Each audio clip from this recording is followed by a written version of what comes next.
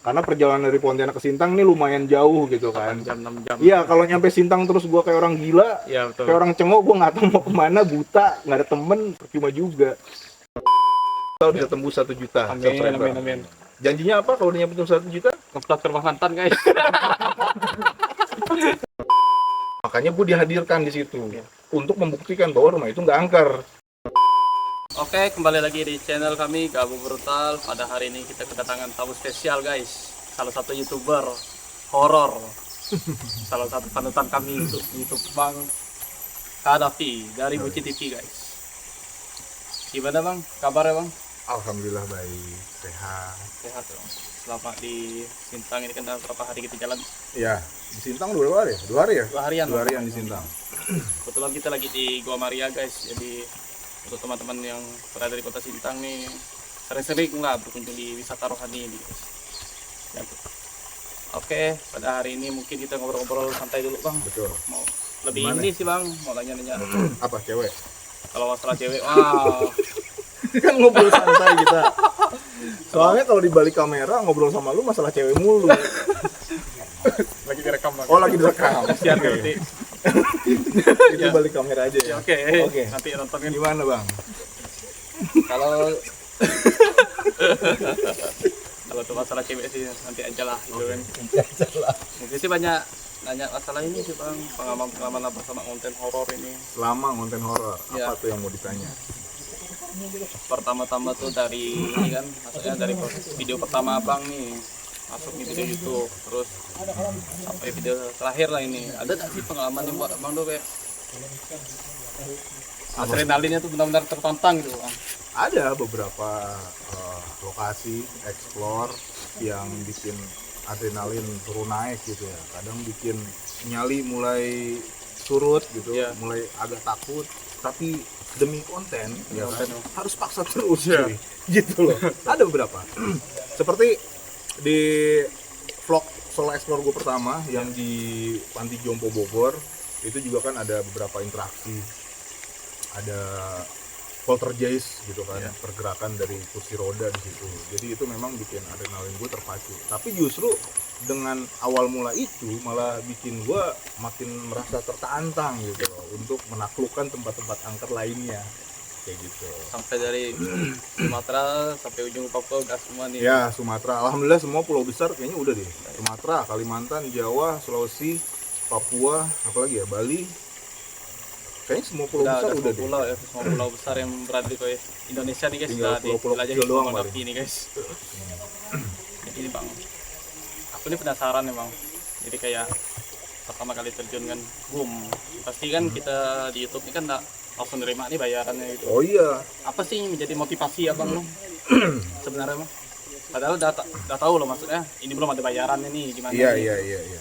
Sebenarnya gue tuh percaya orangnya, percaya bahwa rezeki itu di tangan Tuhan ya. Jadi selagi kita berusaha, pasti rezeki itu pasti akan ada gitu loh.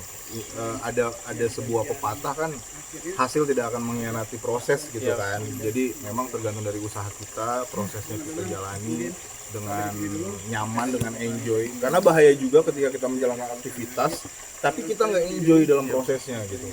Kalau lu nggak hobi naik gunung gitu, lu orangnya memang capek, Iya. pokoknya nggak seneng lah dengan segala sesuatu yang capek. Naik gunung itu bukan ide yang bagus, kan gitu kan. Walaupun sebenarnya orang pengen deh di atas gunung lihat pemandangan, tapi dia nggak, hobinya tuh bukan naik gunung. Iya, iya. Jadi ketika lu naik gunung nanjak, lu baru setengah jalan aja udah, udahlah turun lagi lah, capek gitu loh. Karena memang nggak enjoy. Beda sama orang-orang memang pecinta alam, suka naik gunung, capek itu dinikmati cuy, kayak gitu. Sama kayak lu pacaran gitu kan.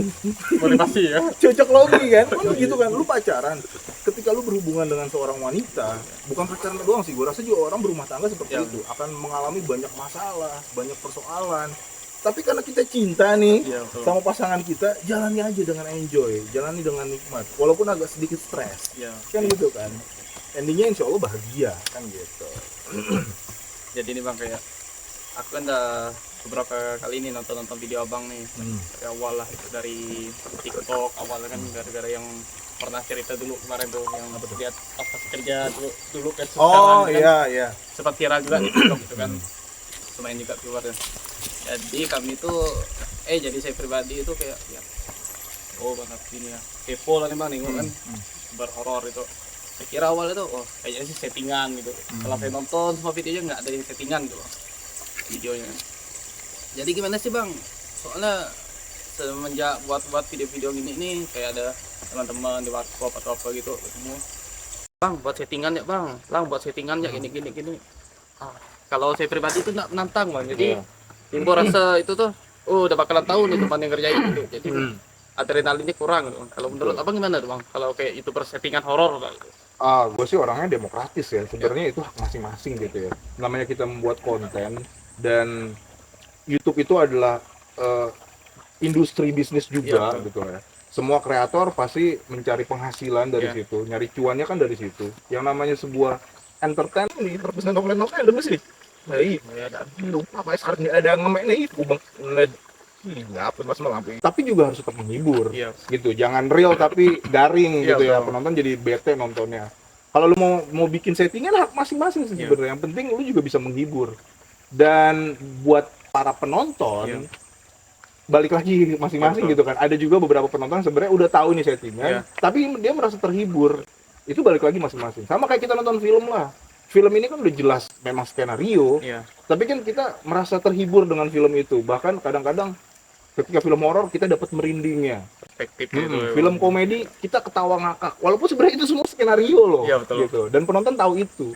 Jadi buat youtuber-youtuber yang memang biasanya bikin settingan juga, kalau kita mau balik lagi ke masalah apa ya, masalah agama gitu ya, menipu orang memang salah, nggak boleh menipu orang. Tapi kalau misalkan itu bisa membuat hiburan bagi para penonton, ya balik lagi masing-masing. Gue nggak pernah mempermasalahkan soal itu sih, dan gue bodo amat sama channel-channel yang ada bumbu-bumbunya gitu, nggak peduli juga. Lebih fokus untuk jalanin yang kita adanya ya aja. Dan lagi juga gue percaya banyak teman itu bakal membuat rezeki kita makin mengalir. Jadi gue nggak pernah mau nyinggung-nyinggung channel-channel yang menurut gue settingan, karena nanti ujung-ujungnya bisa jadi bermusuhan. Satu musuh itu terlalu banyak gitu kan, 1000 teman terlalu sedikit, kayak gitulah. Jadi ini kan pas di rumah perjalanan pulang nih mikir nih bang, tapi ini selama di Sintang nih gimana bang pesan-pesannya itu bang? Kesan-kesannya ya pasti senang.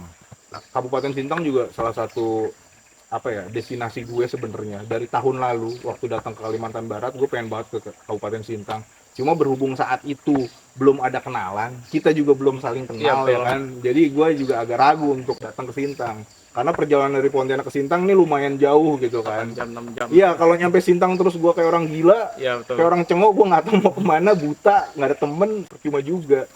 Alhamdulillah sekarang kan kita udah saling kenal nih, udah dapat kenalan di Sintang, jadi otomatis pasti gue gas gitu. Kalau ini bang, ini kepo juga sih sebenarnya bang. Kayak kalau di Indonesia ini kan pulau-pulau besar udah nih bang, mungkin ada kegiatan luar negeri gitu, kayak ada tujuannya gitu, yang kayak dream explore itu. Kalau niatan pasti ada. Udah dari tahun-tahun lalu juga pengen banget sebenarnya. Minimal keliling ASEAN dulu lah, ya kan. Thailand, Vietnam, Kamboja, minimal. Syukur-syukur suatu saat ada rezeki gue bisa sampai ke Eropa, atau bahkan bisa sampai ke Amerika. Syukur-syukur, aminin aja. Amin. Tapi aku ikut. Iyalah. Iya, semoga Gabut Brutal bisa tembus 1 juta. Amin. Janjinya apa kalau udah nyampe 1 juta? Ngeplak ke rumah mantan guys. Diingatin tuh, ngeplak ke rumah mantan guys. Tunjukin ya mantan ya, gue bisa sukses nih. Gitu. Tadi buat Tibetar tuh, Diamond Golden Play Button tuh, Oh iya. Golden Play Button ya kan, tunjukin depan mantannya. Gue dapet Golden Play Button ya. Nyesel kan dulu nggak terima lamaran gue. Jadi sesi curhat guys. Ini kalau pesan untuk abang untuk kami ini bang, Gabut Brutal nih apa sih bang? Ya, pesan buat teman-teman Gabut Brutal, dan sebenarnya pesan seperti ini juga bukan cuma buat Gabut Brutal ya, buat semua konten kreator di Indonesia gitu ya, terutama yang baru mulai merintis. Itu sebenarnya menurut gue kita harus tetap usaha terus, optimis. Kadang yang bikin kita berhenti itu adalah rasa pesimis gitu, karena ngerasa wah nggak yakin bisa sampai ke titik itu, jadi kayak udahlah berhenti gitu kan. Kebanyakan seperti itu.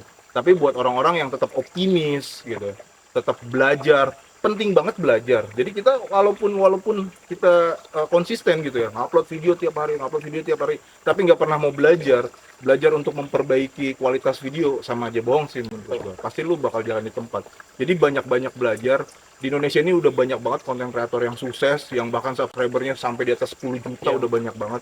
Kita tetap harus belajar. Gue sampai saat ini pun masih belajar terus, mantengin channel-channel gede gitu ya. Ambil hal-hal yang positif kayak angle pengambilan kamera atau cara kita bicara yang bikin penonton tuh respect sama kita gitu loh di video. Dan paling penting juga kayak kontak ini penting banget. Jadi kalau kita ngobrol aja, pentingnya kita tuh saling tatap gitu loh. Karena kalau kita ngobrol terus buang muka juga kan terkesan nggak sopan. Sama seperti kita nge-vlog gitu loh. Jadi tatapan kita harus lurus ke lensa gitu. Jangan ke tempat lain supaya penonton juga ngerasa nyaman, supaya penonton ngerasa kita ini seperti orang yang bersahabat seperti itu. Banyak lah yang perlu dipelajari. Pasti itu kan pelan-pelan lah. Betul, pelan-pelan. Semua butuh proses. Itu abang nge-explore bang.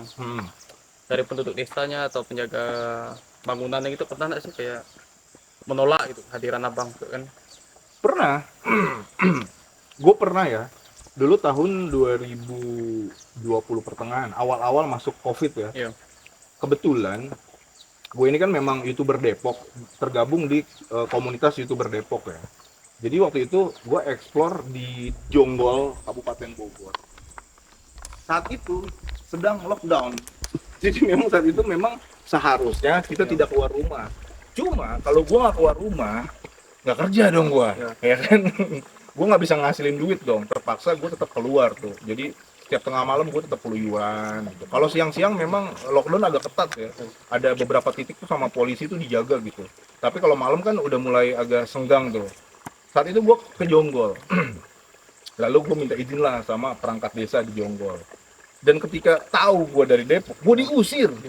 Iya. Karena pada saat itu pertama kali COVID masuk ke Indonesia itu masuknya di Depok. Jadi orang-orang Jonggol ini takut kalau gue bawa virus, katanya gitu. Pas gue bilang gue dari Depok, itu langsung gue diusir. Bener-bener langsung diusir. Pergi kamu. Iya, pergi.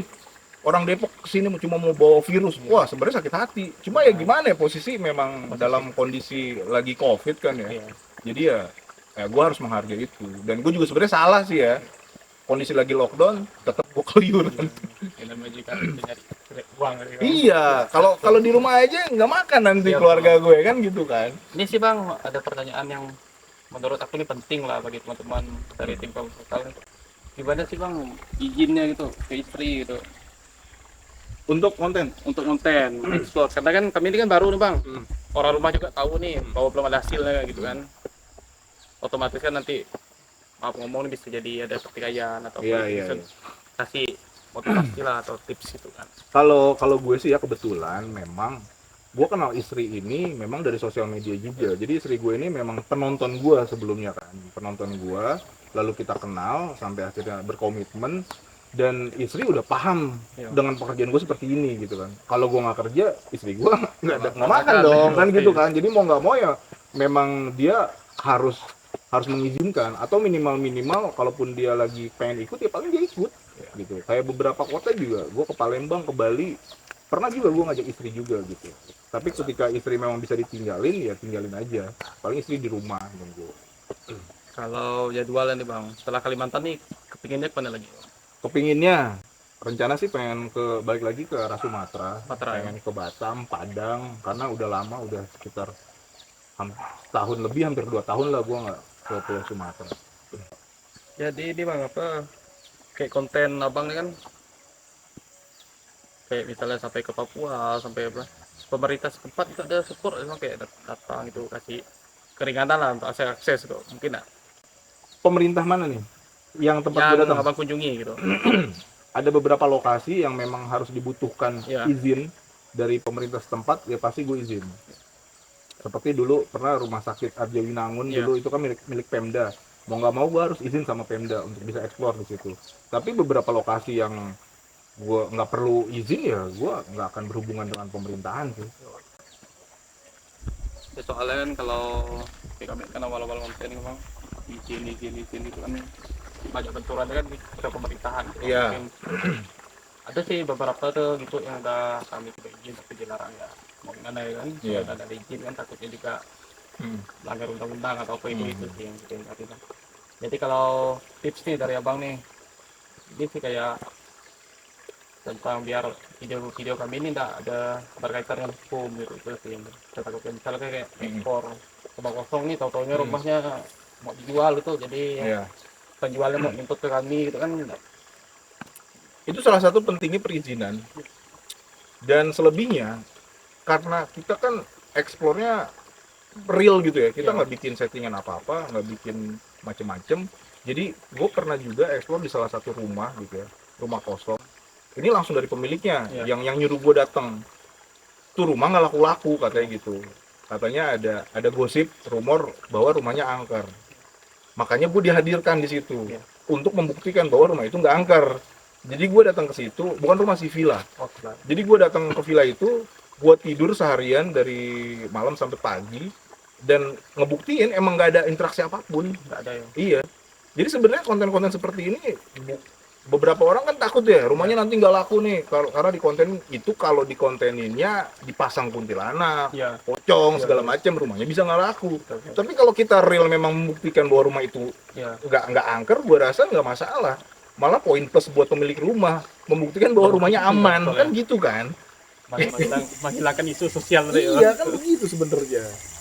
Jadi emang pinter-pinter kita bersosialisasi lah sama pemilik properti seperti itu. Kalau ini sih bang, kalau kayak kemarin kan baru-baru nih bang, tiba-tiba ada yang komen yang negatif gitu kan, jadi kayak haters lah gitu Ya, kan. Jadi saya mikir pun, oh udah mulai ada haters sih, udah mulai mau terkenal kan. iya. Nggak perlu dipikirin sebenarnya. Lo ya. Haters tuh, gue bahkan ya, jujur ya, gue ini jarang-jarang baca komen, Baca komennya. jarang baca komen. Jadi abis ngepost, ya udah biarin aja. Oh iya. Kalau ada waktu senggang, paling love gitu kan. Ada beberapa yang gue balas, kalau gue balas pasti gue baca, ya kan. Tapi selebihnya udah bodo amat. Jadi kalaupun ada komen head, bahkan gue nggak tahu ada komen head. Biasanya istri gue malah yang baca-baca Oh, nanti, iya. ini ada komen head, bodo amat lah. Itu memang resiko kita, Iya betul. gitu kan. Kita nggak bisa bikin semua orang harus suka sama kita. Pasti ada 1-2 orang yang nggak suka sama kita dan itu normal menurut gue. Jadi biarin aja. Kalau aku pribadi sih mikir selalu dari dulu sih bang, kalau untuk melakukan hal-hal lo, misalnya bagi orang tuh memalukan dah, aku mikirnya gini, rasa malu tuh hilang pas udah tidur tuh, bangun tidur wah udah nggak malu lagi gitu, dah lah lakukan gitu. Iya. Jadi nggak pernah sih kayak mikirin gitu. Jadi emang biarin aja, tetap fokus sama diri sendiri. Orang mau ngomong apa, nggak usah peduliin lah. Kita fokus aja sama diri sendiri. Karena kalau kita terlalu memperdulikan omongan orang, setelah itu kita jadi stres. Iya. Setelah stres kita nggak fokus sama Iya, pekerjaan, lalu kita terpuruk. Orang itu seneng. Ah, betul. Jadi kita harus buktiin bahwa omongan dia itu nggak ngaruh buat hidup kita. Iya, Kita harus betul. tetap bisa kejar kesuksesan itu. Mungkin itu aja sih bang yang mau saya tanya-tanya. Oke, siap. Waktu kan udah mau maghrib Ya, juga. udah mau maghrib, udah mau gelap, ya kan. Oke teman-teman Gabuters, ini kita bersama Bang Kadapi. Oh, pesan-pesan bang untuk penonton Gabuters apa? Pesan-pesan buat penonton Gabuters, Gabuters, sebutan fans bang. ya, buat penonton Gabuters, pokoknya kalau kalian suka sama videonya Gabuters, sama videonya Gabut Brutal, pokoknya kalian tetap aja, tetap support, share ke teman-teman kalian, share ke keluarga. Kalau udah ada muncul sedikit-sedikit settingan, langsung aja tegur, ya kan? Langsung tegur. Tolong Gabut mulai kembali lagi ke rel pertama, gitu pokoknya. Oke teman-teman, sekian, terima kasih. Jangan lupa like, comment, dan subscribe ya teman-teman. Kami